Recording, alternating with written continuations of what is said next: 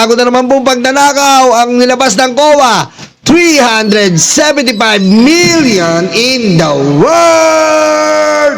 Sara Jackie Duterte! Aray ko. Nag-issue na rin ng Notice of Disallowance ang Commission on Audit para sa 375 million pesos na confidential funds ng Office of the Vice President noong Pusang ina, grabe pag nanakaw, no? Sabi ko sa inyo, ang tingin ng mga Duterte sa politika, negosyo eh. 2023. Pinababalik yan ng COA dahil labag umano sa batas ang paggamit. Nakatutok si Tina Panganiban Perez. Ito ang kopya ng Notice of Disallowance ng Commission on Audit na nag-uutos kay Vice President Sara Duterte at tatlong iba pa na isauli ang 375 million pesos na confidential. Tama, Sir Chris, Kuya, Chris Angel, 448 ang ninakaw. Funds na ginamit ng OVP noong unang tatlong quarters ng taong 2023. Base sa dokumentong ibinigay sa media ni House Justice Committee Member Representative Terry Ridon, ginamit ang pondo sa tatlong cash advances na tig 125 million pesos mula February 6, 2023 hanggang September 30, 2023. Ilang bagay ang ipinunto ng COA Intelligence and Confidential Funds Audit Office. Teka lang po teka lang ha. Huwag po nating sabihin na wala to. Kapag ginahatulan ka po ng COA, yan po trabaho nila. Humanap po ng pagnanakaw. Aray ko. Yan po ang trabaho ng COA. Hindi po magiging makaka-alarma po pag kinowa ka. At syempre, hindi lang po yan. Miski sa mga ordinarya ng kumpanya, kapag ino-audit ka, delikado ka. Kailangan accurate ka. Ganon din po sa gobyerno. Kapag ino-audit ka, kailangan accurate ka. Sa company, pag ino-audit ka, mali-mali ka, tapos ka. Aray ko. Diba? Merong annual, merong yearly audit. Tapos ka, pag hindi, marami kang variance. Marami kang negligence dyan. Tapos ka. Lalong-lalo na siyempre, Mandela More. Ow! Aray ko. Diba? Lalong-lalo na, diba Lucy? Lalong-lalo na po dito sa gobyerno dahil pera ng taong bayan to. Kailangan, kung mas accurate ka sa company, mas double, triple accurate ka sa gobyerno. Because this is a people's money. It's not your money, mother. What the fuck?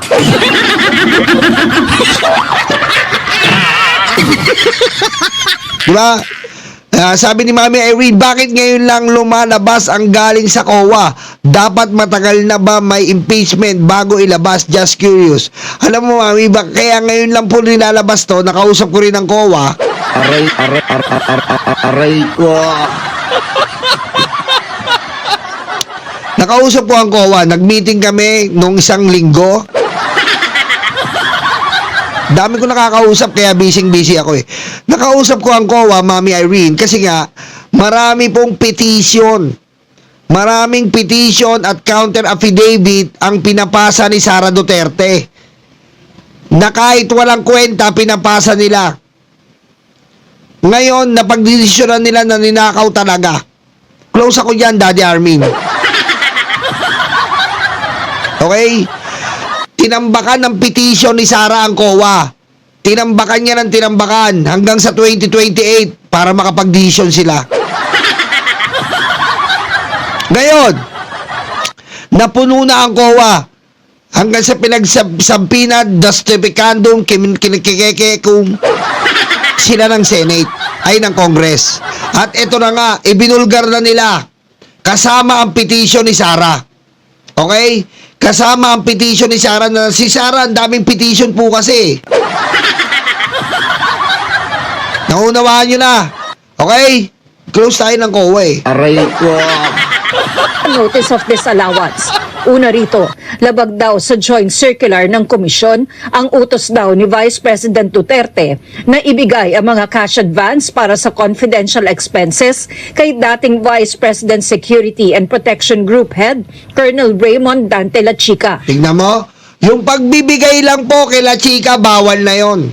Pero ginawa at recorded po yon sa good governance hearing. Pagkadating kay Acosta, binigay kay La Chica, bawal na yon, tanga. Sa President Secure mga cash advance para sa confidential expenses kay dating Vice President Security and Protection Group Head, Colonel Raymond Dante La Chica. Oh, bawal. Ginawa niya, bawal na yon sa COA. 1 point. Sa naturang joint circular, nakasaad na hindi pwedeng ilipat ang accountability ng cash advance sa ibang tao. Oh, hindi pwedeng ilipat ang accountability nun. Nung cash advance, nilipat niya kay La Chica, bawal yon. Dapat, hindi niya nililipat sa Vice President Security Group. Bawal yon. Dapat within, within Vice President lang at Department of Education. Bawal yon. Yun ay security mo lang. Anong kinalaman niya sa DepEd? Aray ko! 1 point. Magnanakaw. Aray ko!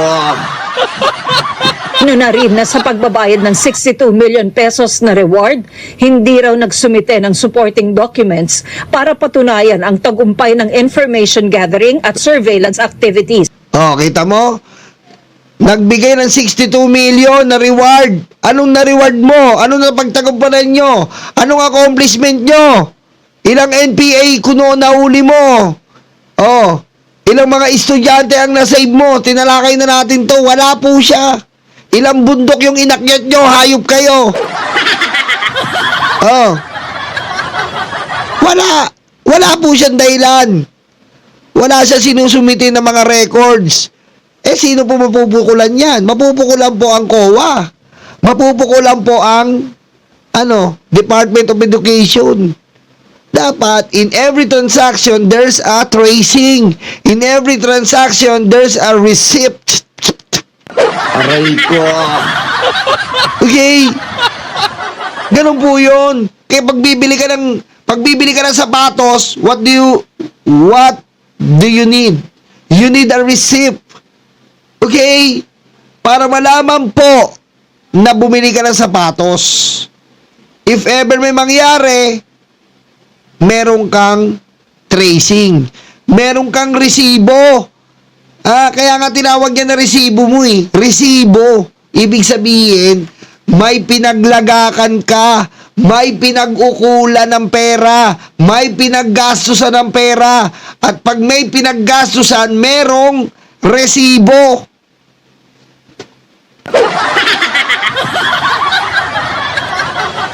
Sabi ni Daddy, Nyolo, di ba iba magnanakaw sa kurap? Ang hirap ng tanong to Ano ko ba masasagot to magkaiba yan. Magkaiba yan. Kasi magnanakaw, Daddy, ano yan ang magnanakaw in all platforms. Aray ko! Diba? Magnanakaw ka ng pera, magnanakaw ka ng sapatos, magnanakaw ka ng gamit, magnanakaw ka ng asawa. Pero yung kurap, yan ay naka-specify lang sa ugali. Di ba? Kurap na politiko, ayun yun, kurap. Di ba? Yun yun Mas matindi yung salitang kurap. Kasi, kurap na politiko, ibig sabihin, magnanakaw yun. Di ba? Magnanakaw yun. Yun lang. Yung magnanakaw, kasama siya sa umbrella ng kurap. Bakit kamo? Kurap na politiko. Nasa umbrella siya ng kurap. Number 2, kurap. Kinukurap yung mind, yung utak. Diba? Maraming paggagamitan ng kurap eh. Kinukurap yung mind. Oh, diba? Aray ko! Diba? Natuto na naman kayo Natuto na naman kayo. Okay? Okay? Nagets yun na. Ngayon, pag pinagsama mo yan, kurap, magnanakaw, i-google mo, i-AI mo, lalabas si Sara Duterte. Patayin mo si BBM. No joke.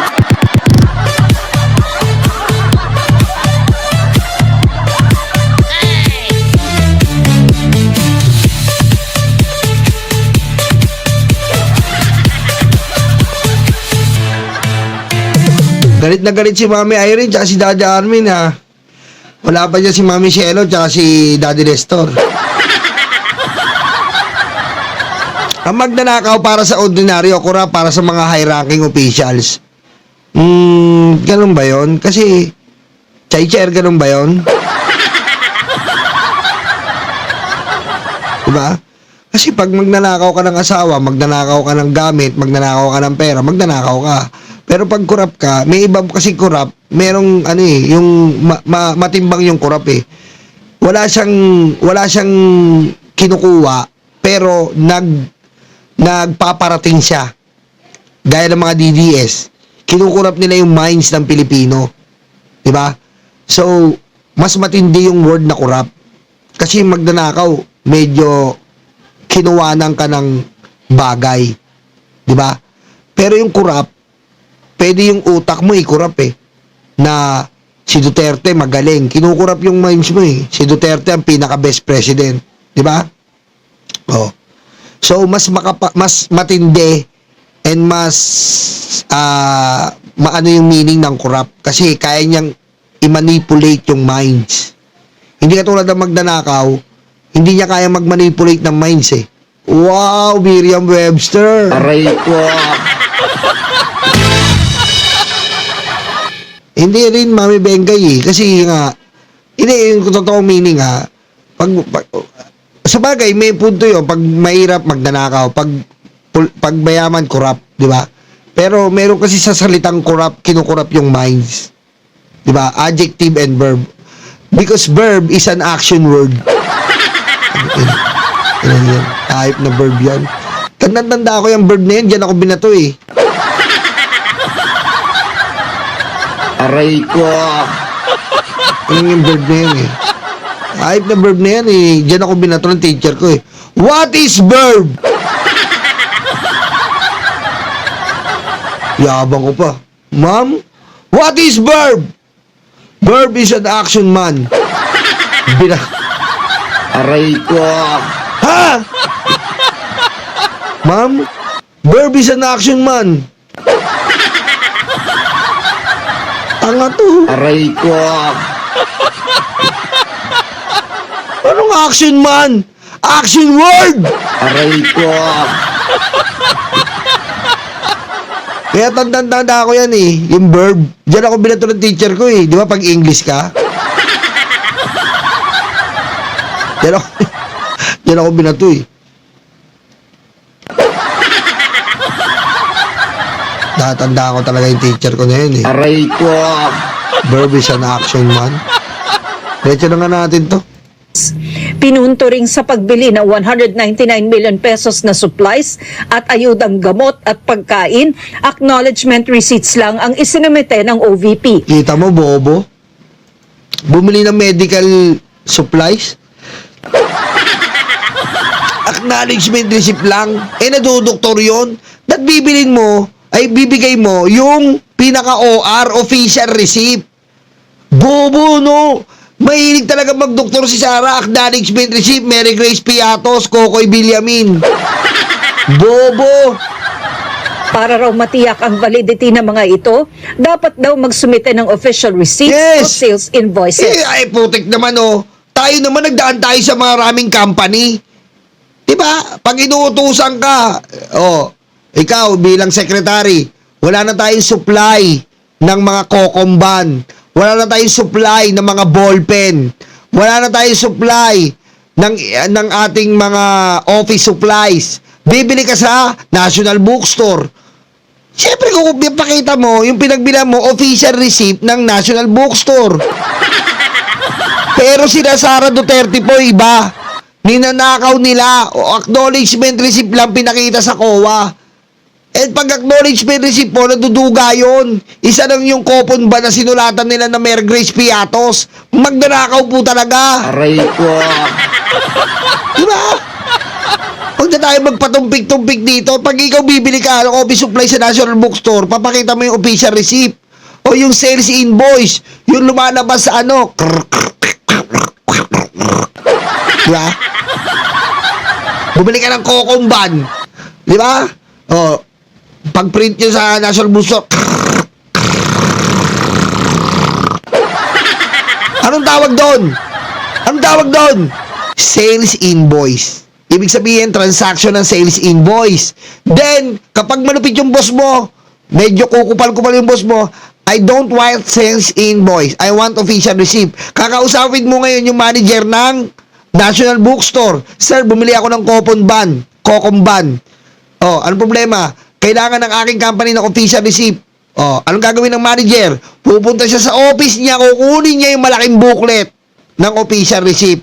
Susulat niya doon. Anong company mo? Kuyukot. Oh, Kuyukot Company. Anong pinurchase nyo? Magkano? 5,000 pesos only. Pipirma yung manager mo. Official receipt. Aray ko. Napaka-basic. Napakadaling kunin. Mahirap makunin. Hindi. Pero pag magnanakaw ka tulad ni Sara Duterte, mahirap gawin niya kasi magnanakaw. Akala yata ni Sara, siya lang ang may buhay. Akala yata ni Sara, hindi natin na-experience sa mga realidad at pang-araw-araw sa ating pagtatrabaho. Pag bumibili ka ng t-shirt, meron kang sales invoice. Pag bumibili ka ng gamit, meron kang sales invoice. Dahil din yon sa protection mo. Dahil din yon para pag may problema, meron kang maipapakita. Pero si Sara, gusto nila acknowledgement receipt. Ano po ba yung acknowledgement receipt?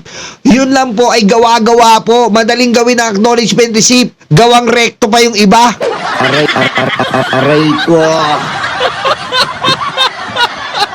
Diba? Diba, Rochelle Jarulbar? Oh, tama. Kailangan mo ng official receipt. Kung hindi ka bigyan ng manager mo, hindi ka bibili doon. Bibili ka sa iba. Oh, sir, may OR po ba kayo? Ay, wala kaming OR ngayon. Hindi pa nag-i-issue ang BIR. OR is BIR. Tandaan nyo. Kapag may OR ka, yan po ang ipipresenta sa ating BIR. OR is BIR. Oh. Kapag ayaw ng company mo ng sales invoice, baka napulot mo lang yan. Hihingi ka ng OR. Yan po yun. Eh siya, dinudoktor niya resibo, magnanakaw. Aray ko. Tama. Tama, Lucy. Ganun yun eh.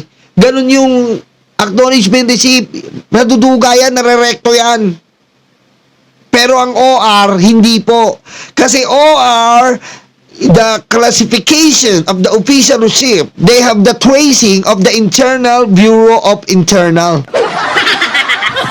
Okay? So it's called official receipt. The Internal Bureau of Internal Intestine can detect that. Okay? That's the official receipt. Understood? Understand? Aray ko. Diretso natin. Bukod pa riyan, may dalawang disbursement din daw ng pondo na tig 150,000 pesos na nadiskubring ginamit para raw i-reimburse ang pondong nagastos bago raw nag-grant ang cash advance noong July 2023, bagay na bawal sa alituntunin ng COA. Bobo! Ang nakikita ko natin dito talagang ito po ay pattern ng confidential funds misuse, no? Halos pare-pareho lang po.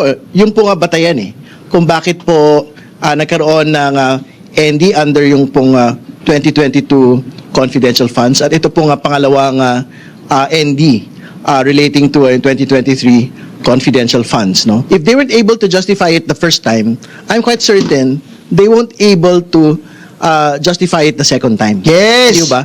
Kasi pareho lang naman ho yung batayan nung po nga binabanggit noon. It supports the allegation of misuse of confidential fund, at least in as far as the Commission on Audit is concerned. Ang position ng COA still is the rules under the Joint Circular number 2015-01 was violated as well. And I believe that these are significant, at least for the purpose of determining. Kaya nga, Lucy, inuulit mo na yung sinasabi ko eh. Aray ko. Ha? Inuulit mo lang eh. Ang OR, meron niyang kopya ang Bureau of Internal Revenue. Di ba? Kapag registered office ka, registered negosyante ka, ang Bureau of Internal Revenue mismo ang mag-i-issue sa'yo ng resibo. Yan yun. And then, gugulatin ka pag hindi ka nag-i-issue ng OR. Sapul ka! Aray ko. Determination of probable cost. Pwede pang iapela ng Office of the Vice President ang Notice of Disallowance ng COA sa 375 million peso confidential funds. Pero ayon sa House Committee on Justice, pwede na itong maging basehan sa pagdesisyon ng komite kung may probable cause o wala laban sa bise. Sa susunod na hearing sa Miyerkules, umano'y unexplained wealth ng bise ang tatalakayin. Kasama sa mga sinabpina ay ang Office of the Ombudsman, Anti-Money Laundering Council, dating Senator Antonio Trillanes IV, Ombudsman. Securities and Exchange Commission, at Bureau of Internal Revenue. Balita ko, sinama ni Trillanes sa GC namin si Ombudsman eh. Aray ko. Grabe. Abangan nyo may Trillanes na tayo, may Ombudsman pa, may AMLAC. Grabe po yung kay Ombudsman. Grabe. Hahalungkatin po. Anak ko, ayoko na sabihin to eh. Grabe. Hahalungkatin talaga ni Ombudsman. Yung record ni Ombudsman, matindi ang pasabog. Aray ko. Pending pa sa Quezon City Regional Trial Court ang petisyon ng asawa ni VP Duterte na si Attorney Manasseh Carpio para pigilan ang pagsusumite ng BIR ng Nako, pagtapos ng impeachment, hindi ka naman Scarpio, Manas ka na. Manas Carpio. Patayin mo si BBM. No joke.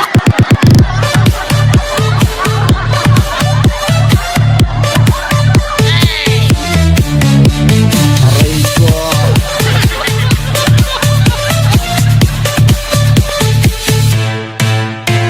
Manas ka na, sabi ko sa'yo. walang income tax. Ano sabi ni Kuya Chris Angel, ang bigat mo talaga Nyolo Pogi. Simple lang po tayo. Gusto mo tawagan ko si Yusek Ler eh. Wag na, baka tulog na, baka naka-live yun.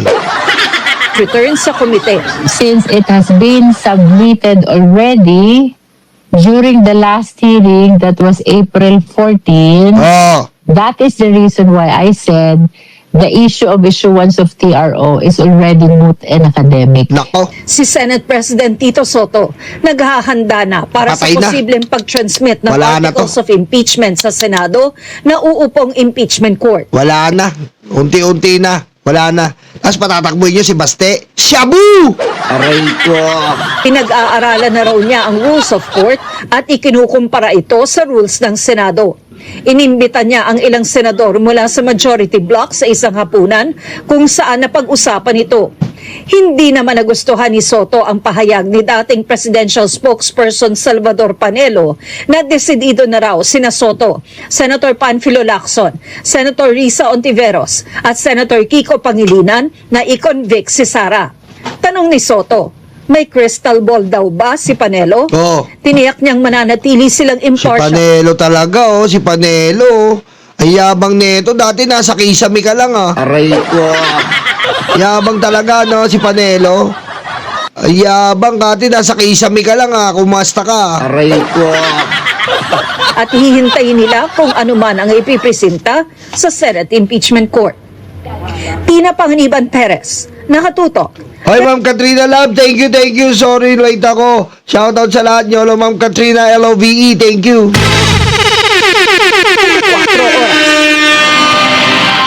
Sabi naman ng Office of the Vice President, natanggap na nila ang Notice of Disallowance para sa 2023 confidential funds.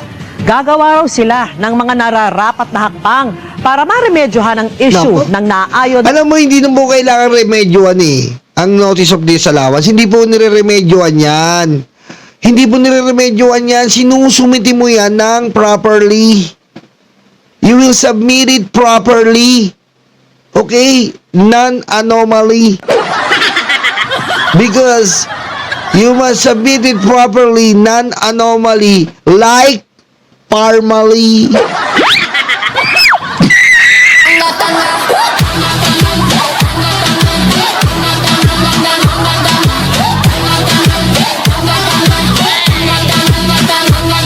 Aray ko. Diba? Sinusumiti mo na maayos. Kasi, lingkod bayan ka eh. And hindi mo hawak ang perang yan. Ang perang yan ay sa taong bayan. Ginagamit mo lang para sa taong bayan. Pero hindi, ninanakaw mo. Basic doings dapat. Kapag may purchase, may resibo. Kapag may purchase, may katibayan. Dito nakita natin, nag-purchase, nag-award, nag-hire ng agent. Wala pong tracing. Hindi po ganon. Gastos ka ng gastos, tambalustay ka ng tambalustay. Oh. Piling niya, pera niya. Hindi ganon. You are mandated by the Filipino people to explain where did you put our money. Okay? Sa mga alituntunin ng COA. Samantala, wala pa raw silang natatanggap na kopya ng desisyon ng COA ukol sa 2022 confidential funds na binanggit sa pagdinig noong isang linggo sa House Committee on Justice. Kaya hindi pa raw sila makakapagkomento ukol dito. Kaugnay po ito Pero ng... mo, hindi pa rin kayo makakapagkomento, 2022 pa to. Kung umaatin ka ng good governance hearing, kung umaatin ka ng Vice Presidential Budget Hearing, na-explain mo to, impacta! Aray ko. Ha? Impacta ka kasi, kupal ka kasi, Sara. Ang 2022 pa to.